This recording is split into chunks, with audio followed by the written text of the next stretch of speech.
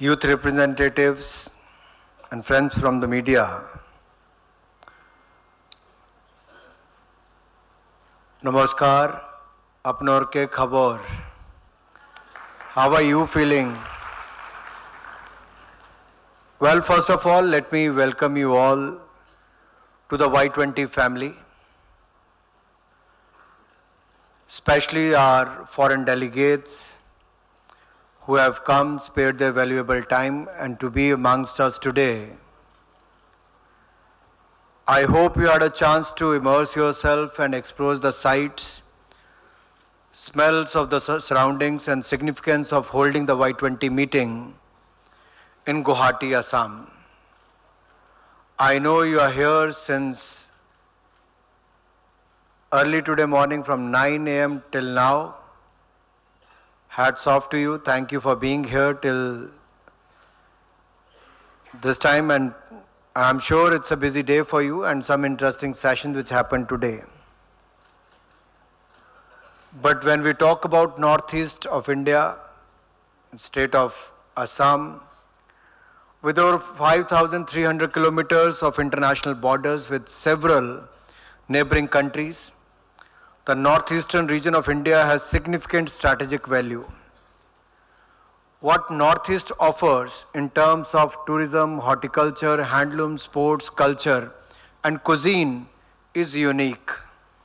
This region is a part of Himalayan and Indo-Burman biodiversity hotspots, the 2 of 25 such hotspots in the world.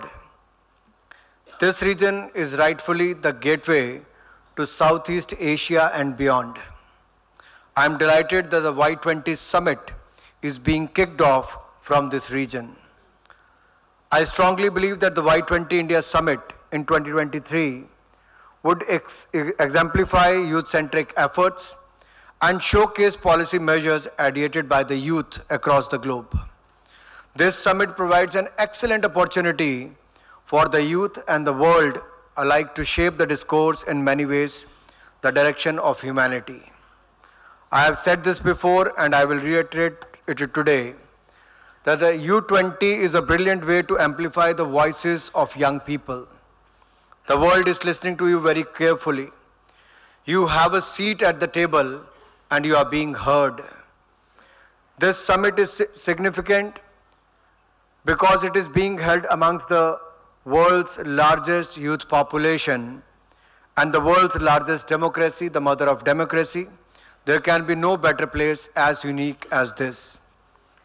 India is 1/6 of the humanity, and whether it is from defense to digital, skills to startups, housing to healthcare, talent to technology, toys to tourism, environment sustainability to innovation, there is incredible information and digitalization happening across sectors from the world to experience and explore through your views and your ideas. The Indian economy has increased in size from being the 10th largest to the 5th largest economy in the world. We are diverse, democratic, and demand-driven. Our demographic dividend is uniquely poised to usher in an era of rapid social, economical, and environmental and technological innovation and advancement. It is fueled by the emotion, energy, and actions of young minds like you. Some of you would recall at the National Youth Festival this year, which was held last month, Honorable Prime Minister remarked that today there are global voices saying this century is India's century. It is your century, the century of India's youth. Whether it is the millennial generation or the Gen Z, today's youth are born into the digital, globalized, and constantly evolving world filled with uncertainty, immense space, potential, and limitless possibilities. It's wonderful to see the youth won't settle for the average and have triumphed through turbulent times to make their mark in the world. That is why I'm curious to hear you more and learn about your thoughts on various global issues. I had the chance to meet some of you and I look forward to sitting through more sessions. I'm told that over 200, I'm told more than 21 delegates, where 7 male and 14 female have attending from various parts of the world. Is 3-day event. And I'm thankful to the government of Assam that they have organized Y20 talks in various parts of the Assam, and many such leading speakers are present here today. Thank you for being here and thank you for participating in such talks in various parts of the Assam. We have picked a few themes, and themes reflect our times, needs of our times. Future of work, climate change and disaster risk reduction. We have seen yesterday what happened in Turkey and Syria. Unfortunately, thousands of people have lost their life. I'm thankful that Prime Minister Modi has sent the India NDRF team also to Turkey to help them during this disaster time. We have done so in the past in Nepal. We have sent our teams to Nepal also. So I was talking about the various themes we have picked up for this Y20 inception meeting, which is future of work, climate change and disaster risk reduction, peace building and reconciliation, youth in democracy, health, well-being and sports. All these are very relevant and important topics for all of us. And I firmly believe that young people are the largest stakeholders and they have to play a very important role in the present, and they are the builders of tomorrow.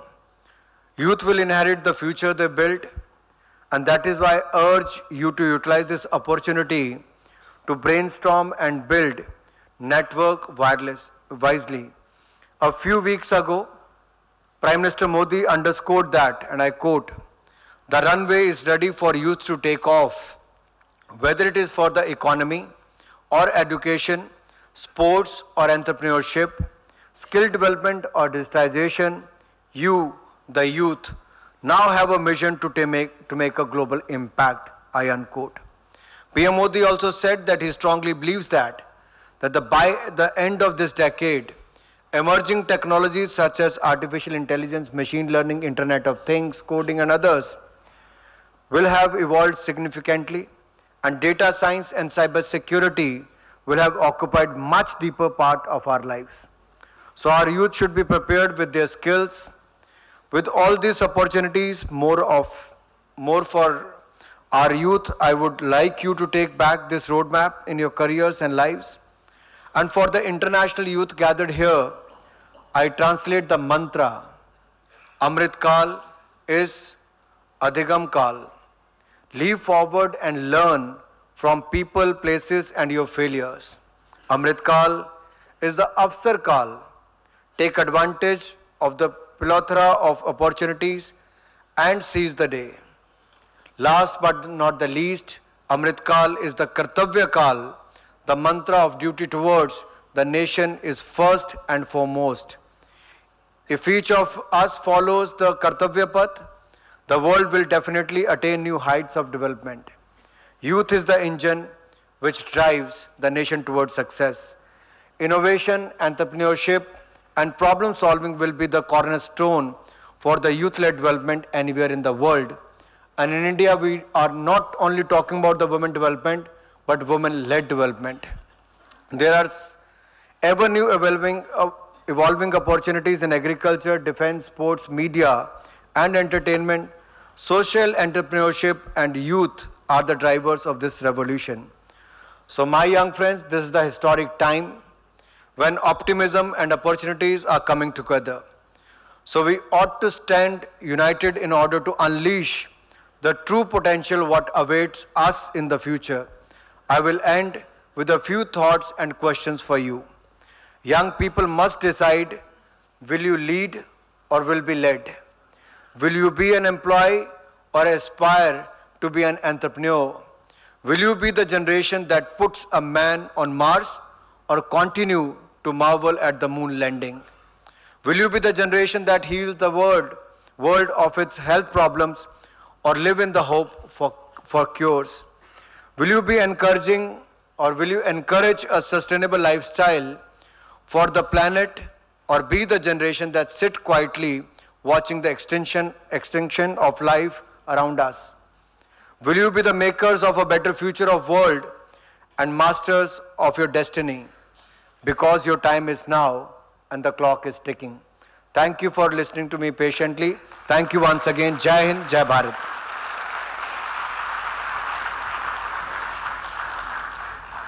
Thank you so much, Honorable Minister, sir, for the address. Ladies and gentlemen, our Honorable Minister of Youth Affairs and Sports, Government of India, Shri Anurag Singh Thakur ji. And now we open the forum for interaction, but a humble request, those who want to speak, those who want to share their views and opinions, please first introduce yourself and then share whatever you want to. So, sir, with your permission, shall we start? Yeah. Can we have the mic, please?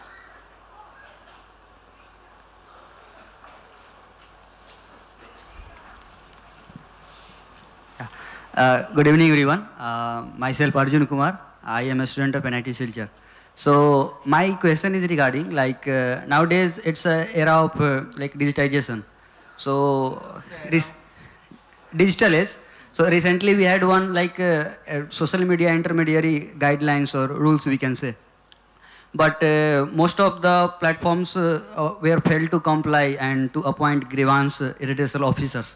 So what are the further steps taken by government to we can say immunize our youth from the misinformations coming from various parts of world? Thank you for raising a question which is very relevant today, especially when we all have gone through the COVID-19 pandemic in the last 2 years. When I was addressing one of the conference at United Nations, which was held digitally, most of the countries talked about infodemic rather than pandemic. Because of information, more lives were lost. So these platforms are made available for a right communication, positive communication, which could be used. But unfortunately, certain peoples misuse that. But then there are certain guidelines. There are 3 tiers of redressing that. One is at for example, OTT platforms or the others. There are such, when you can reach out to the producer, you can write and they can address that. 95% of the problems are taken care by any platform. They take care of that content, either they change or stop that. Second is at the association level, and third is at the ministry level. Very few comes at the ministry level as far as the entertainment or the news are concerned. Government of India started the PIB fact check, which is the Press Information Bureau fact check, about the government policies or the news about the government. And we have been doing that successfully for the last 3 years. Now the Ministry of Electronics and Information Technology is under the process of consulting various stakeholders, taking their feedback, what else could be done in that direction to address this challenge. On one hand, this platform is utilized by many such reporters, media persons or individuals to create more awareness or to spread the right news. There are positive pros and cons of this social media platforms, but I'm sure there will be more maturity and it will be used in the right direction in the years to come. Thank you, sir. We have the lady in this row, please. Yeah. Hello, sir. My name is Anubha Shukla, and I launched my startup 2 years back. I will quote you here. You said not women development, women-led development. I would request you to explain what steps are we taking in that direction. See, if you look at this year's presidential address, India has a president who is a woman and comes from a tribal area. This shows the power of this democratic country.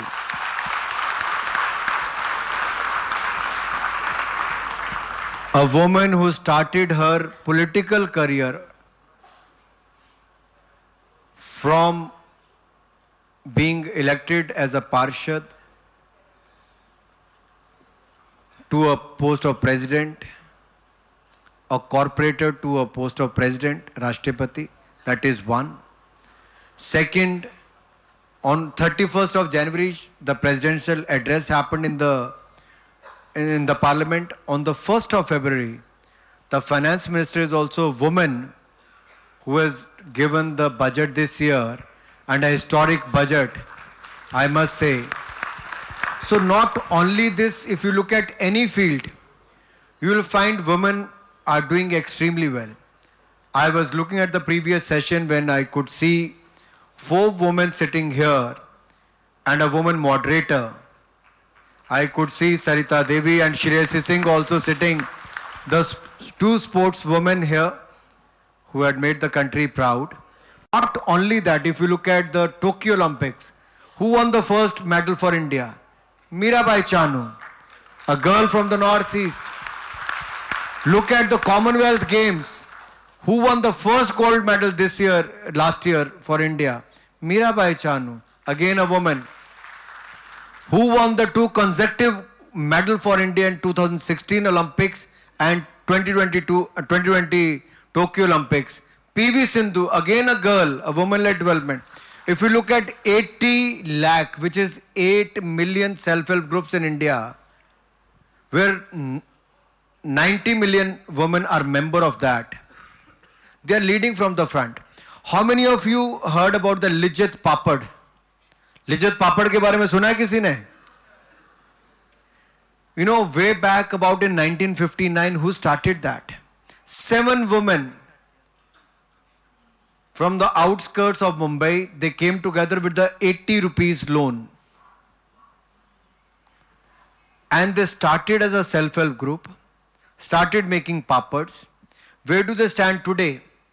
They have more than 49,000 members as their self-help group. They make 4.6 million papads every day, and they have a turnover of 1,800 crore rupees today. So, from thousands of women in the elected democratic setup, from Panchayat Pradhan to MLA to Zilla Parishad member to a member of parliament and to the FM to the president of post of president. Look at the deputy commissioner today. You have a woman who is a deputy commissioner. Secretary of Youth Affairs, again a woman. So everywhere you will see the women are leading from the front. And if you go to any school or college, which I have noticed in my constituency, if I go for any annual prize distribution function, out of 10, 7 are girls. That clearly shows women are leading from the front, girls are leading from the front. So there are opportunities available today from banking sector, fintech to the other sectors, from space to the 26th January Republic Day parade. You could see the women riding the motorcycles. You could see the women leading from the front in the Republic Day parade. That is the India today where women are leading from the front. और ये महिला विकास नहीं, ये महिला नेतृत्व विकास इसी की पहचान है. From a pilot to a fighter jet pilot, women are leading from the front. We have this gentleman in the second row. Yeah, please.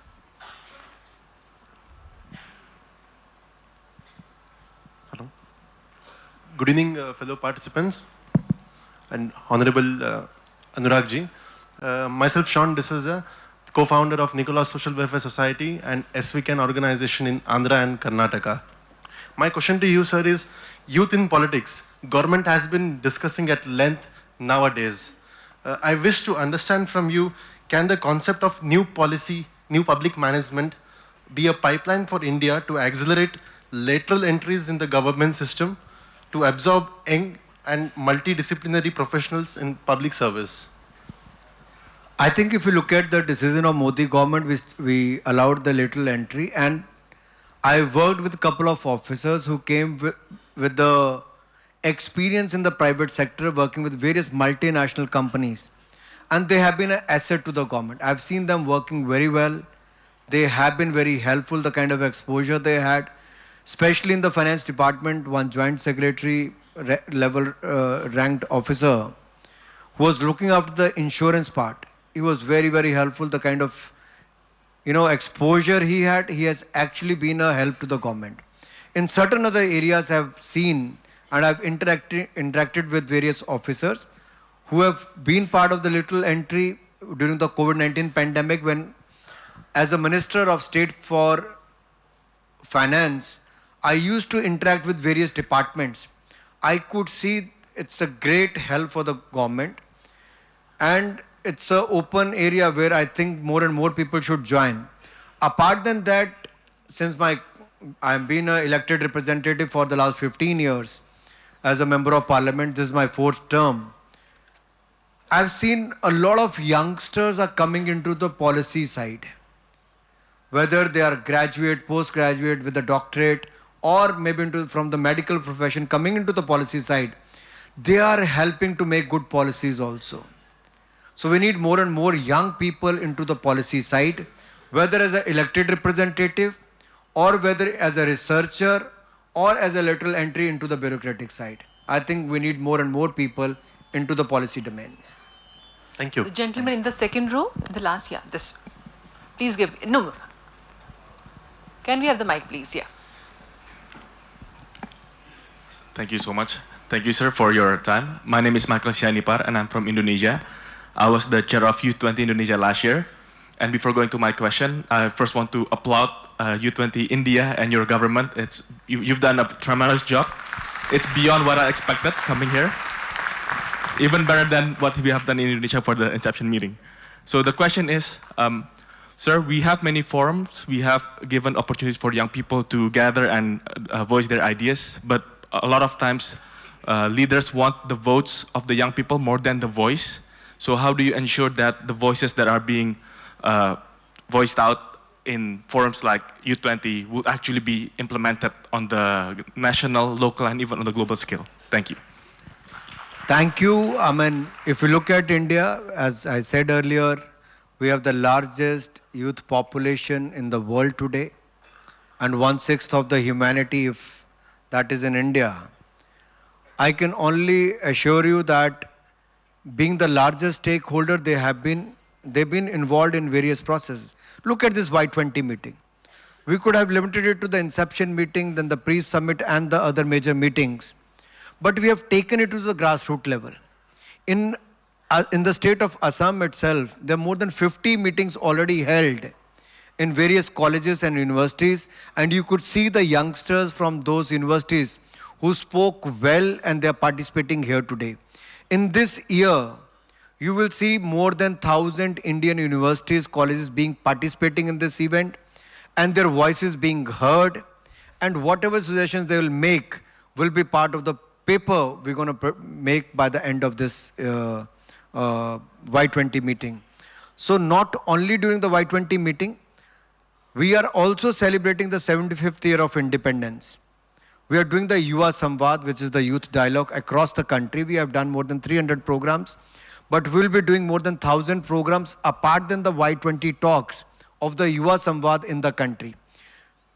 Looking at the various different topics apart than these 5 themes of future of works to the climate change and the well-being, or the youth participation in the democracy, this is for the Y20 talks. Apart than that, we'll be talking about the Panch Pran, which the Prime Minister talks about the 5 resolves for the Indian youth in the next 25 years of this Amrit Kal.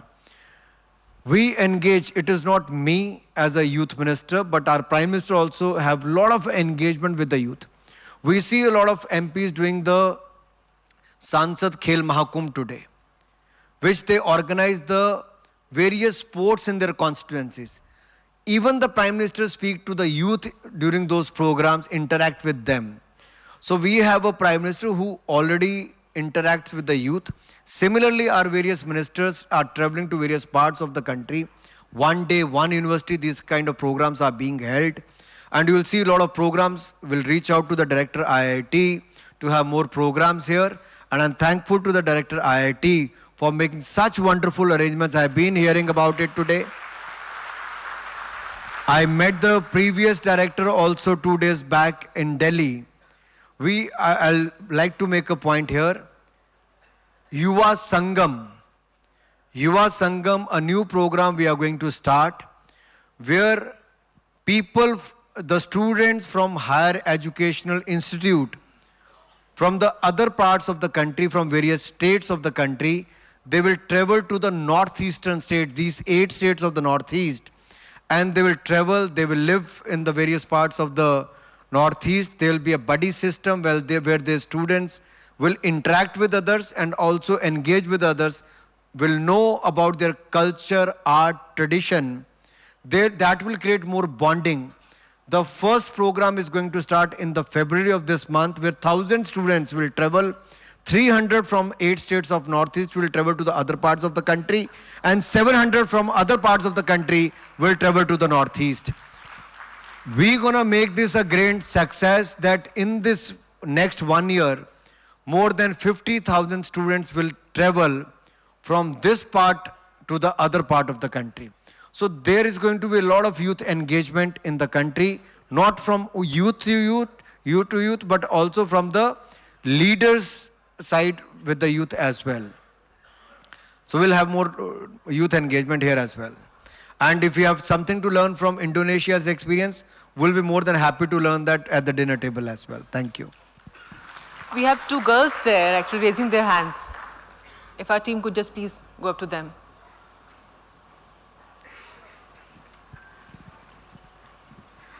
Good evening, sir. My name is Pratima Preet. I'm from NIT Mizoram, and I would like to ask you a question. What must be the role of political parties in selecting clean and healthy young politicians? See, for any political party, the first thing is to pick a candidate who can win the seat for you.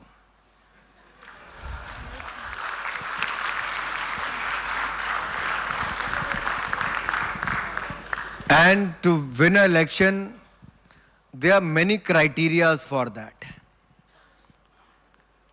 And especially in today's world, when in the age of this digital media and where the people are more aware, where you are not only dependent on the newspaper or the linear, which is the TV channels, but also on the digital platforms from various platforms. Now, political parties are also under a lot of pressure to pick the right candidates. And I could see a lot of youngsters are keen to enter into the field of politics, which is a good sign that we need more educated, with a clean background, such youth to be part of this. They want to be part of various platforms available within the political system. Many want to contest the election at the panchayat level and bring the change at the grassroots level. Many want to become the member of legislative assembly. And I've seen in the last 15 years, there's a sea change from one political party to another, where they are also looking at a lot of youngsters to be part of their ideology and to become an elected representative. I request all of you, whichever political party you think you want to be part of, whichever ideology you feel to be part of, be the part of the system and be the change you want to see the change and drive that. You are, as I said earlier, you are the stakeholder and you should play the important role. You can't sit at the fence and could see either the country going this way or that way. Let us work together and take India to the level which India deserves today. And India should lead, and world is looking at India to lead. Thank you, sir. Yeah, this gentleman in the corner. Yeah. Can we have the mic, please?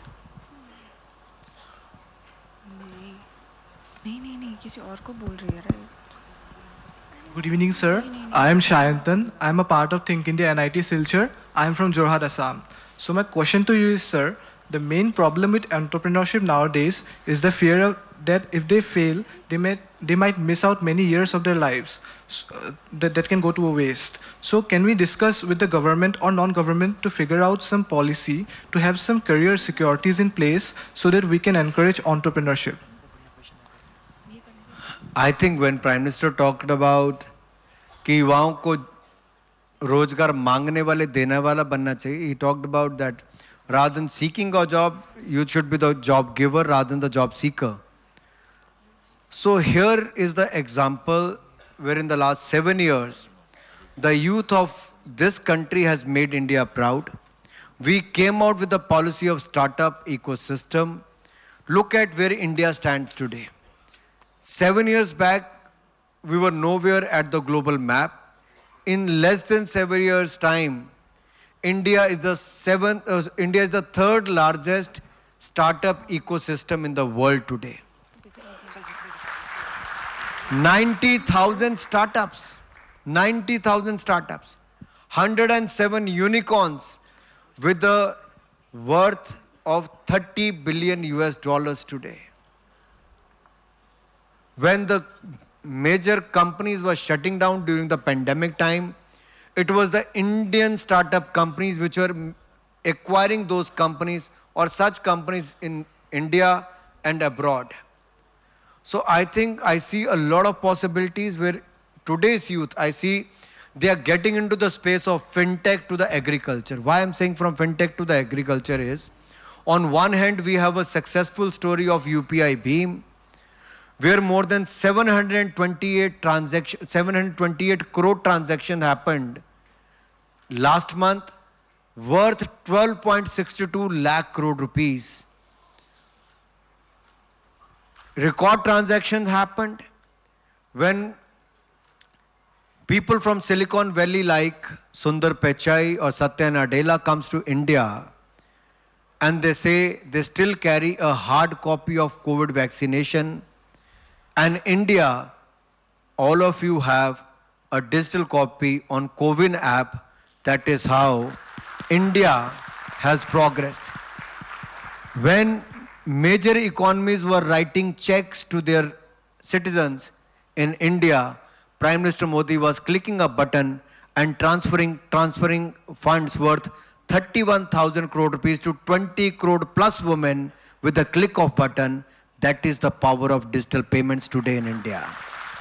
So, on one hand, it is the digital platforms. On the other hand, it is the agriculture where we used to look at the fertilizer, jahan ek gunny bag with a 50 kilo gunny bag we used to carry. Now we have a nano urea with 1 liter bottle, you can have the fertilizer. On the other hand, it is the drone which is making the delivery system much better and also being used for the spray of fertilizers today. So from one field to another, there are ample opportunities. And especially when we talk about the future of works, from artificial intelligence to Internet of Things, machine learning to coding to the 3D printing, there is huge scope. All we need to see is where are the challenges and how can we be the problem solver. There lies the scope of becoming entrepreneur. And I'm sure youngsters like you from NIT, IIT and other such institutes will look at the engineers especially to become the problem solvers rather than the problem creators. We have the lady in the second row. Good evening, Yeah, sir. I am please. Sanjeevani Joshi Just a minute, from... please. Ma'am, please, just a minute. Yeah. We have the lady in the second row. Yeah. Namaste, sir. Namaste. Thank you so much for this opportunity. My name is Nane. I'm from Russia and I'm representing our group of Ayurvedic students. We study in Ayurveda in India, doing BMS, Bachelor in Ayurvedic Medicine and Surgery. And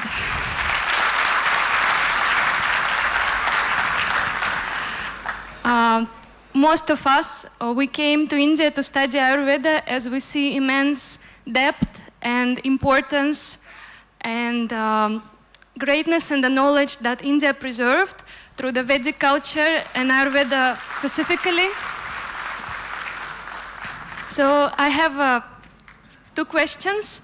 One question, as we are learning this beautiful science, we have main request how Ayurveda can be used not just as a medicine. Nowadays already it's getting recognized more and more. Even we are studying in Jamnagar.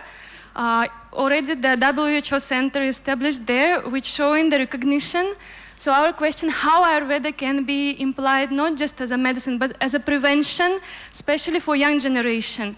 Because Ayurveda, it's not just a medicine, it's the way of living. And in our scriptures, it's written how lifestyle from childhood can impact the health, the well-being, on all levels. So first question, how the knowledge of Ayurveda can be spreaded from the childhood, from the school timing. It can be introduced to the kids as a lifestyle which can bring a very big and good perspective to their health and well-being.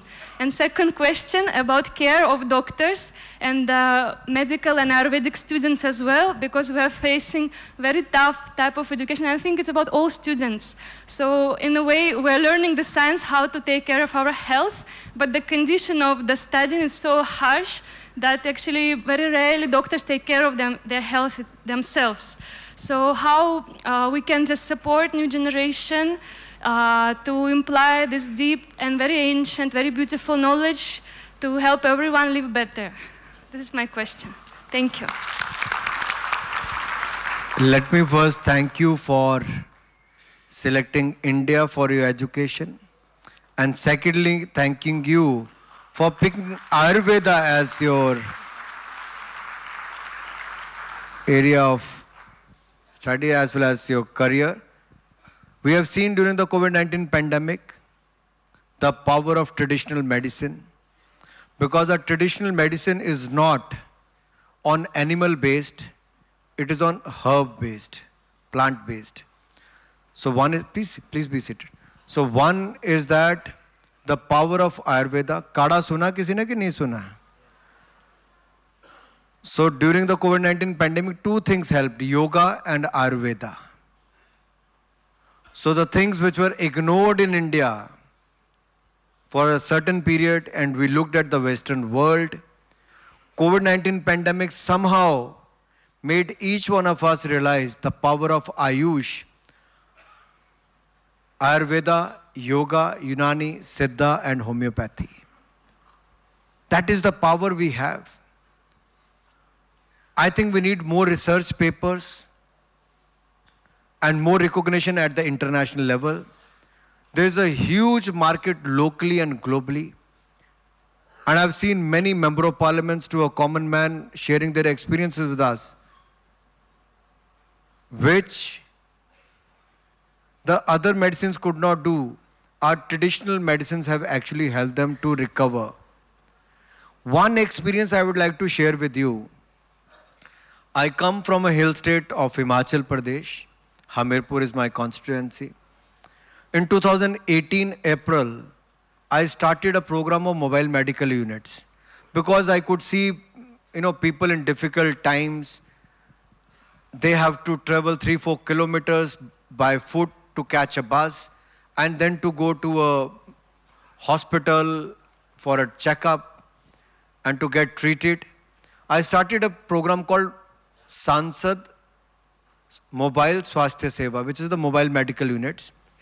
I started with 3 mobile medical units initially. These go with a doctor, lab technician, nurse and test them, give them free medicine, free checkup, free OPD. There was a great response. Now from 3 we have made 30 mobile medical units now, done more than 8 lakh patients testing free of cost and free medicine in the last 4 years. Now on one part is the cure which we are already doing, and what you talked about the prevention. When I went through their data, I put some experts on that job to look at the data. They've gone through 2 lakh people and they found that majority of the problems are lifestyle related. So if we have to prevent this, then rather than sending doctors there, we need to create more awareness about their lifestyle. What needs to be changed, what needs to be adopted, what should be their right eating habits, how much they should exercise, what is the right posture, and other things which are related to it. I'm not an expert as far as the healthcare is concerned, but you raised a very relevant point. I'll talk to the relevant people within the system, our health minister and to the prime minister, how we can adopt it more and more. But one thing which I've seen in India, that things are changing very fast. And somehow the online platforms are a big advantage today. Even if the question which you raised today and some suggestions which you have given, when everyone is going to share that on the online platform, more and more people will get educated and they're going to get more aware about the things available at home. Thank you for the question. Thank you. Yeah. I think there are a lot of hands, so I have to make my reply a little short, so I'll try and do that to take more questions. Good Or evening. what I'll do is I'll take 4 or 5 questions at one go, then I'll reply. Is that fine? As you suggest, sir. So can we have the question, please? Yes, sir. Thank you to give me a chance of question. I'm Hyunjin. I'm from South Korea, who is studying, researching on Indian philosophy in Delhi University. Yes. After I finished my MA in same Delhi University, I got quite surprised that Indian students are very smart. Indian students are really good at expressing and debate logically. They know how to express their opinion logically. Unlike Indian students, unfortunately, I think in my country, Korean education system doesn't teach how to debate and express one's opinion logically. So, in my opinion, when it comes to youth, political participation of youth, education can be an extension of politics. So I want to ask you, from which tradition of India this strength of debate and listening comes from? Yeah, thank you, sir. Which tradition of India? Yes, from which tradition of India this education system, this strength in education, debate, oral debate and logical self-expression comes from? Yeah, this is my question, sir. So shall we take some more questions? Yeah, this fellow. Yeah, please.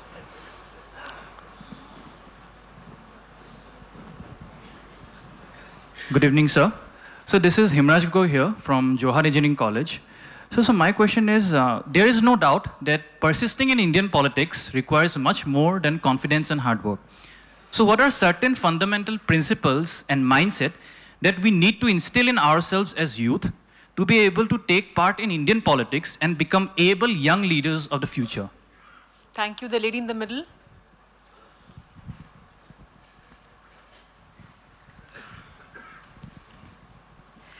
Namaskar. I am Bhumi Sharma. I am the national focal point for India at the youth constituency of World Meteorological Organization. Following up on what you just said, that a lot of people from different sectors are inclining towards policy making and are doing a tremendous job there. But I would like to highlight the lack of an established program for inducting youth in the United Nations delegations from the Indian side, even though there is a set guideline by United Nations present on their website. Yes. Thank you. The gentleman there, yeah, who's raising his hand, please. Good morning, sir. Myself, Gunjan Kumar from Center of Sustainable Polymer, IIT Guwahati. Sir, as a part of Central University during my graduation, now in IIT, as both has a student body election, the major difference, I think, is the political exposure that a student body get.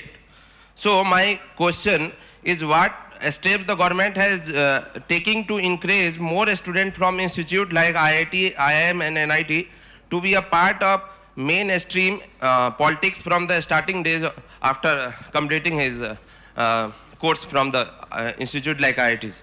Thank you, sir. Thank you. So we'll take one more question. Yeah, gentleman there. You can give the mic to the person there. Yeah, please. Good evening, Anurag ji. I am Arnab Roy from Indian Institute of Technology, Guwahati. And my question to you is, sir, that after pursuing a higher degree, so youth is the human resource of a country. After pursuing their degree, they tend to move in international countries or Western countries, seeking different benefits that they think they'll achieve in that country that cannot be achieved in India. How will you address that mentality of the youth, sir? Yeah, please. Gentlemen in the first row. Good evening to one and all present over here. Good evening. I'm sorry, who's speaking? Please don't speak unless you'd be asked. Yeah, please, you can ask the question. Hello. Is it working? Oh, yes. Hello, my name is Keita. I'm this year's Japanese delegate to Y20 2023. First, thank you for this great organization and warm welcome to this to India and Assam State. I'm having a really great time with all interactions. So my question is about how to systematically incorporate these communications and representations of the youth. So not only these formal events for the particular times of the year, but how can we, in long term, in a grassroots level, how to incorporate these channels of youth to show their voices, to communicate to the decision makers, so that our voices of the youth are constantly reflected in their decision making. Thank you very much. Thank you. Sir, please.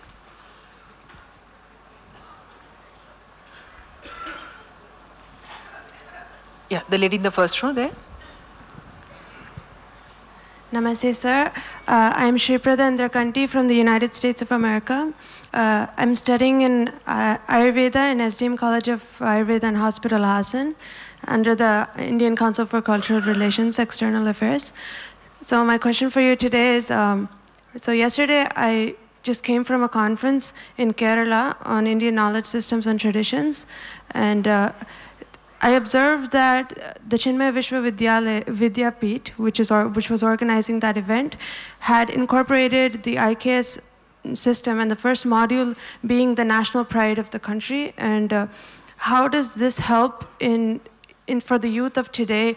I mean, if they spend time on learning about their national identity and associating with their national pride and the country's history, how does that improve global interconnectedness? Thank you. The gentleman in the first row, please. Yeah. Namaste, sir. I'm Pascal. I'm a law student and a consultant. My question to you, sir, is more on the lines of student politics, sir. I see two extremes in India. One, the institutions where student politics sets a bad example to the entire globe, I would say. On the other hand, I come from an institution, I have pursued my undergrad, wherein student politics is not encouraged and in fact discriminated upon to the extent that student politics has become a taboo of sorts, sir. So does the government consider working with the education ministry to set up a platform of sorts to regulate student politics across the nation, sir? That would be my question. Thank you, sir. The gentleman in the third row, sir, shall we continue, with the questions? Yeah. Thank you, sir. Yeah. Namaste, sir. I'm Sanket. I'm currently building a cultural brand, That Indian Monk, which focuses on reviving cultural ethos of Bharat and IKS. Along with that, I'm working with Pinaka Technologies, which is a cybersecurity firm. So my question is a bit general, which occurred in today's panel discussion, which was about mental health and some policies about sport. So when we look at district level or a state level or a normal player who is involved in any kind of sports. So these people undergo through a lot of stress and, such situations which are unaddressed, and even parents do not understand. So how government can intervene into this and create some interventions, at least at awareness level, so that some things can be done for these people as well. So this is one of the questions I wanted to address. Thank you.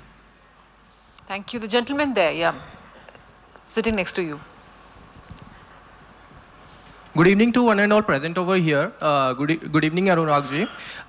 We always talk about betterment of humans, but we also understand that animals are also an important part of our global ecosystem. My question is, why there is no strict laws against animal cruelty?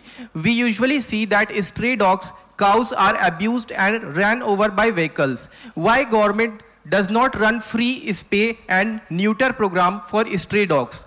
Also, don't you think zoo should be closed as we are depriving animals from their natural habitat just for our sake. What is your take on this? Thank you. The gentleman in the middle in the white dress, yeah, white shirt rather.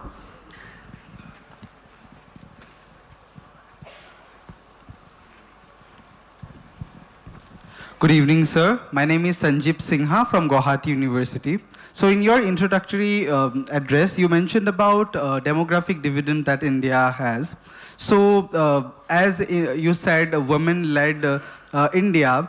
So my concern here is that the labor force participation, the female labor force participation in India is not that desirable. So what your idea and what would you advise to the young generation to reap the benefit, to optimize the labor force participation, especially the female? Thank you, sir. Thank you. The girl in the last row, we can see some hands, yeah. Yeah, please.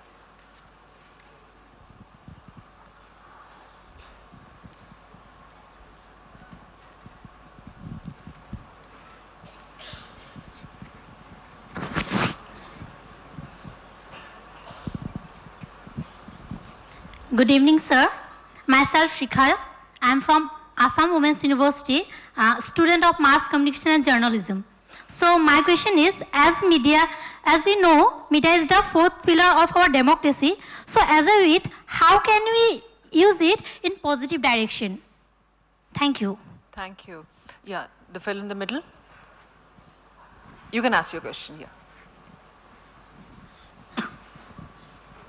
Thank you for recognizing me, ma'am. Sir, we live in a country where cricketers are one of the most highest paid professions. But let me present before you a real life story from the city Silchar in Assam where I live. There is a girl who was selected for a Commonwealth powerlifting championship to be held at Auckland, and she required 2.5 lakh rupees from her side, not paid by the government, to participate there. She stumbled from doors to arrange that money. She even went to many political leaders, MPs, MLAs, and finally she had to find herself in debt to arrange that amount of money to represent herself at Auckland. And fortunately, and by her ability, she had won the silver medal there, representing India at Auckland. So what you as the Minister of Sports in India can do to even include such versatile sports of powerlifting, weightlifting, and others as well, in addition to cricket, and make them mainstream financially? Yeah, the gentleman in the third row.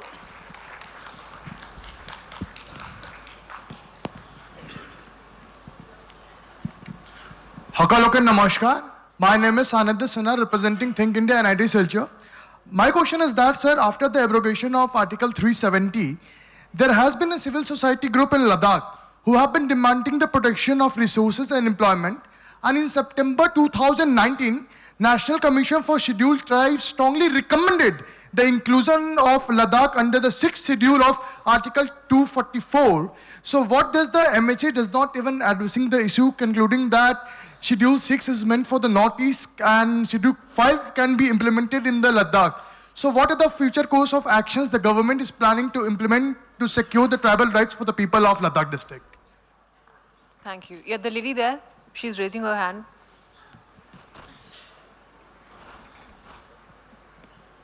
Good evening, sir. I am Tanvi Kurekar from ICT Mumbai.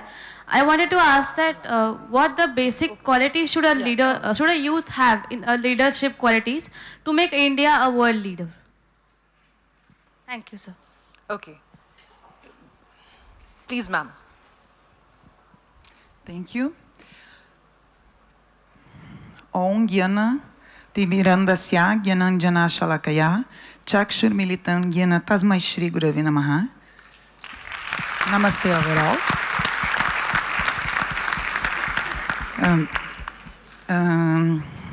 Honorable Anuragji, my name is Raquel. I'm from Brazil. I'm studying Ayurveda in Jaipur. And thank you for this amazing opportunity. And I would like to share with you that we are already running a project in Brazil for establish there the first authentic Ayurveda Gurukula there.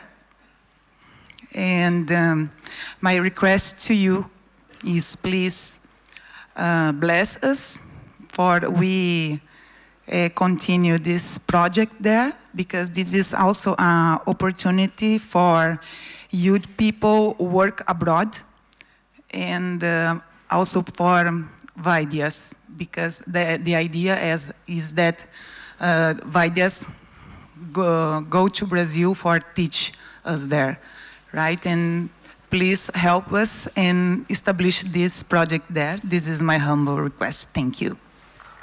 Thank you. So can we take some more questions? Yeah. Okay, right. So as you suggested, please. Thank you for your questions and some suggestions which have come this way.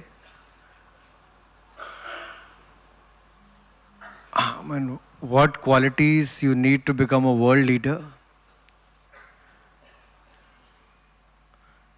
क्या लगता है क्या qualities होनी चाहिए भाई?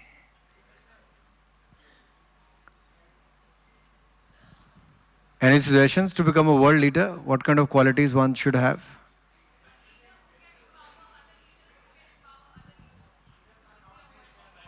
Leader who could empower other leaders. One, and what else? Leader who could empower citizens and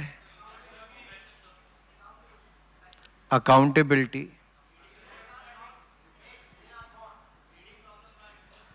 Leading from the front. Compassion.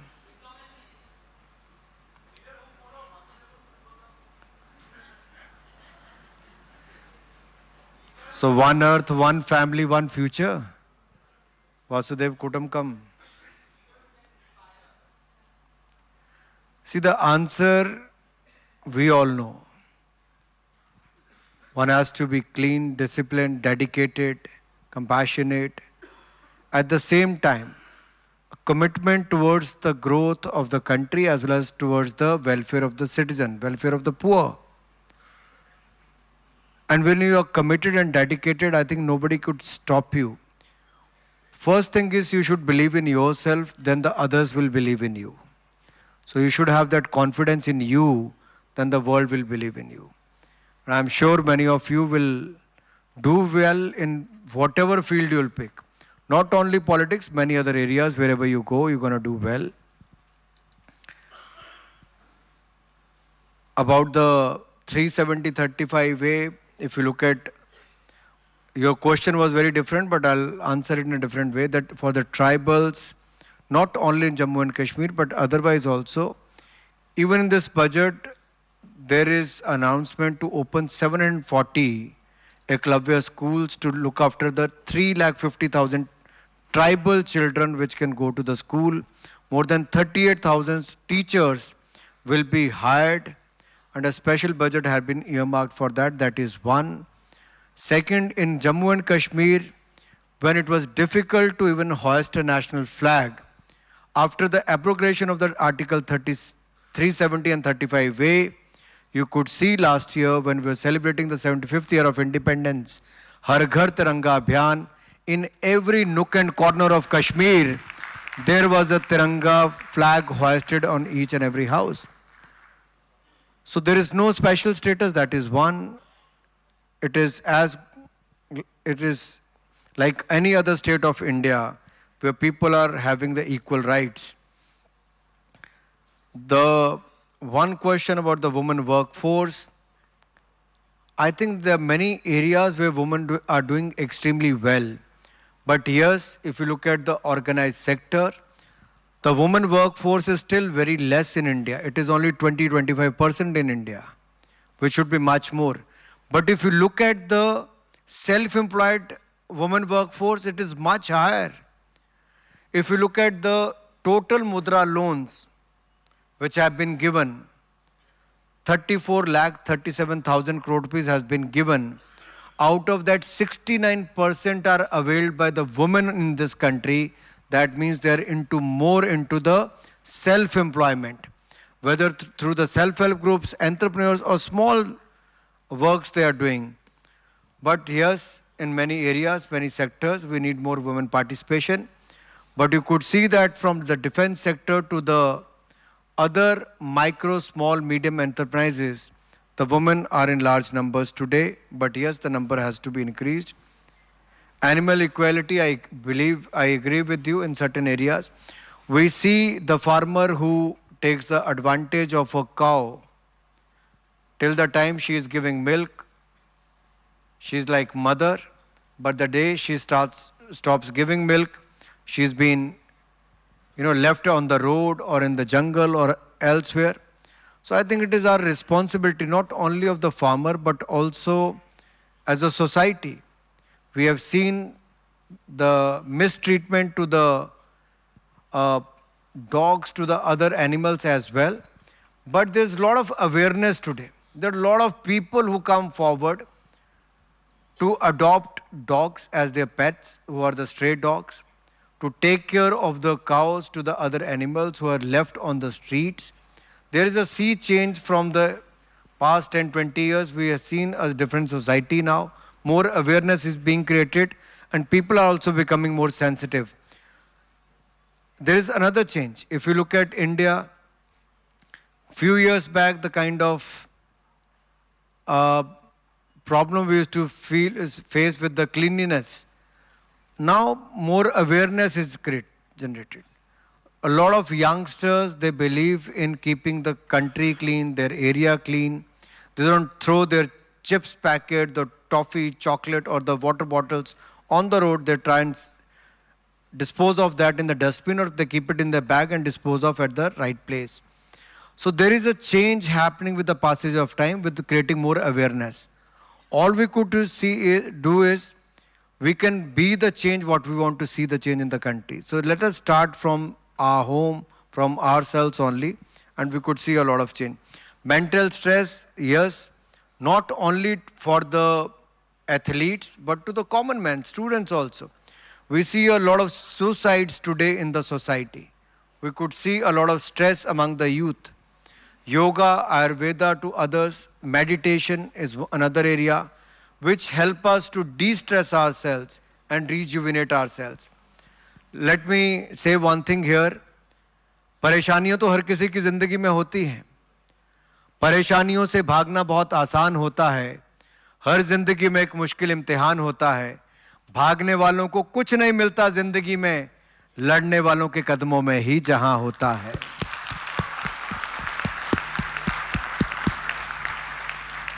So let us fight against the odds, and I'm sure you're going to take over all the stress. Regularized student politics, मैं तो यही कहूँगा. मैं तो खुद छात्र नेता था. I emerged from the BJP Youth Wing president. I was the longest serving Youth Wing president from 2010 to 2017, doing a lot of agitation across the country, and took a yatra from Kolkata to Kashmir, from various parts of the country, to hoist the national flag, where I was put in the jail to hoist the national flag in the state of Jammu and Kashmir. Now today I could see Jammu and Kashmir is a different state today, with no such restrictions and all that. I think youth, why do you look at only doing the student politics in university or the college? Nobody stops you to take up any issue and make it a big issue. Whether in the campus, off the campus. Today there are various platforms. You can start any debate online, offline. There are a lot of opportunities today. But yes, we have elected representatives from students, among students also in various universities and colleges. But if you want to see any changes, we can still discuss that with the Education Ministry and also with the Election Commission of India. There are few more questions on why youth is, educated youth leaving country. I think there was a stage when a lot of youngsters wanted to leave and build careers overseas. But today I see a lot of youth coming back home because they see more prospects and aspirations back home, and they see more value in India rather than overseas. So time has changed. And I'm sure a lot of youngsters like you, gonna build their careers and also contribute towards the growth of India. Wherever you go, I'm sure the youth of India is going to make India proud, and you are going to contribute towards the problem solving, whether in those countries or in India. You are going to be the problem solvers rather than the problem creators.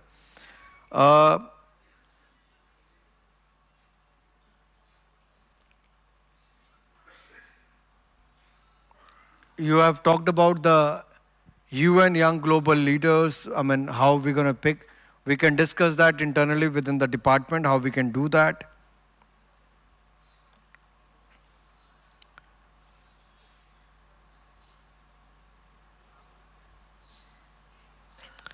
Someone from Korea talked about where this tradition of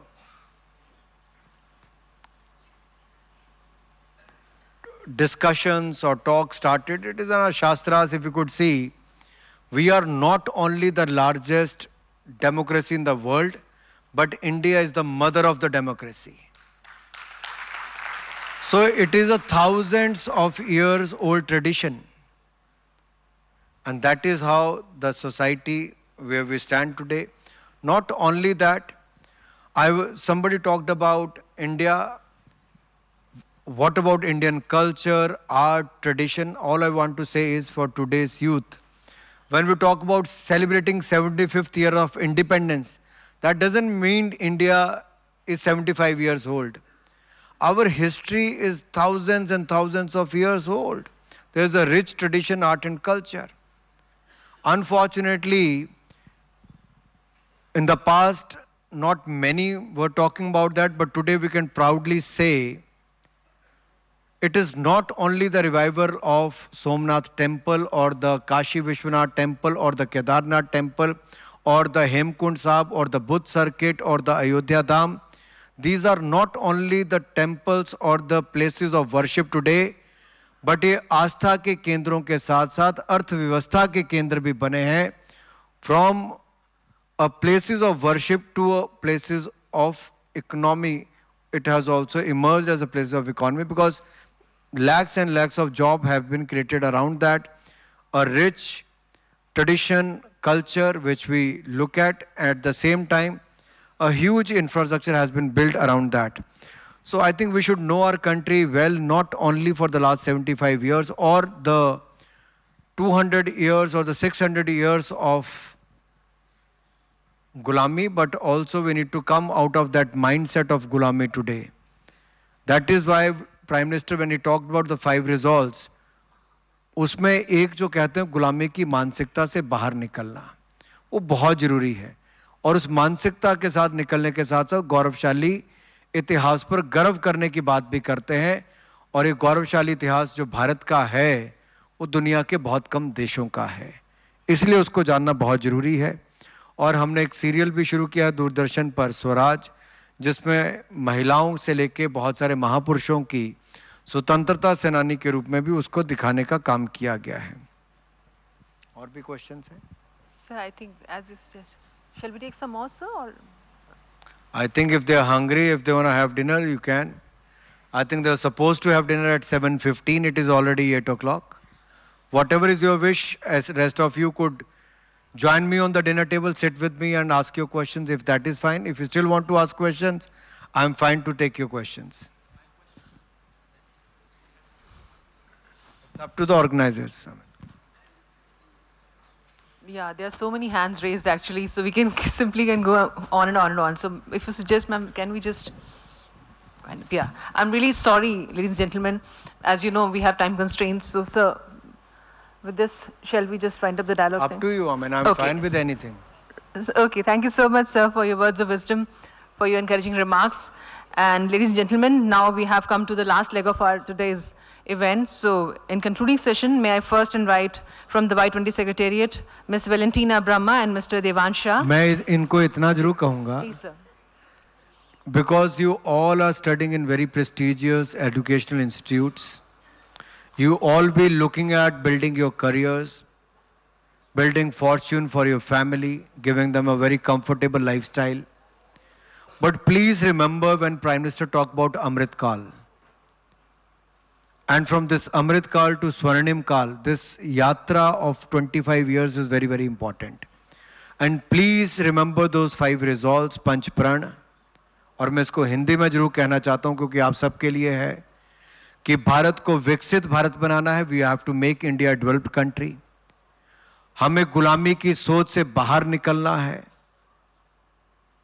हमें अपने गौरवशाली इतिहास पर गर्व करना है. कला संस्कृति इतिहास पर गर्व करना है. हमें एकता एकजुटता को बनाए रखना है. किसी भी जाति धर्म के होंगे, सबको एकजुट होकर रहना है. और हमें नागरिकों को कर्तव्य पालन करना है. We should not seek only rights but we have to do our responsibility, do our duties as well. So मैं इतना ही कहूंगा, कितनों की तकदीर बदलनी है तुम्हें, कितनों की तस्वीर बदलनी है तुम्हें.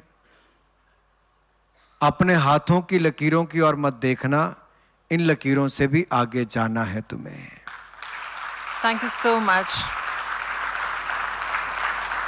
So please enjoy your years in this educational institute. Please enjoy your years when you are studying in this prestigious college. But remember one thing, these kind of functions or these kind of events, when they are organized, they give you an opportunity to network.